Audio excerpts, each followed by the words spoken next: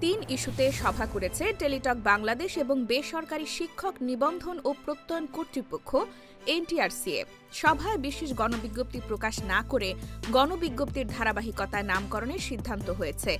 এছাড়া বিষয়ভিত্তিক শূন্য পদের তথ্য সংগ্রহের সিদ্ধান্ত নেওয়া হয়েছে। মঙ্গলবার ২রা ডিসেম্বর দুপুর ২টায় শুরু হওয়া এই সভা ৪টায় শেষ হয়। এনটিআরসিএ চেয়ারম্যান আমিনুল ইসলামের সভাপতিত্বে অনুষ্ঠিত সভায় সংস্থাটির একাধিক কর্মকর্তা উপস্থিত ছিলেন।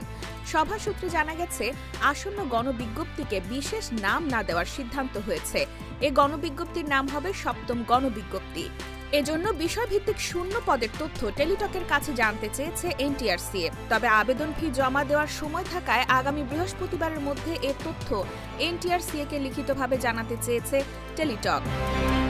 নাম অপ্রকাশিত রাখার শর্তে সভায় উপস্থিত এক কর্মকর্তা বলেন, টেলিটক আগামীকাল বুধবার অথবা আগামী বৃহস্পতিবার বিষয়ভিত্তিক শূন্য পদের তথ্য আমাদের জানাতে চেয়েছে। শূন্য পদের তথ্য পাওয়ার পর সপ্তম গণবিজ্ঞপ্তি প্রকাশের অনুমতি চেয়ে আবেদন করা হবে। মন্ত্রণালয়ের অনুমোদন পাওয়ার পর গণবিজ্ঞপ্তি প্রকাশ করা হবে।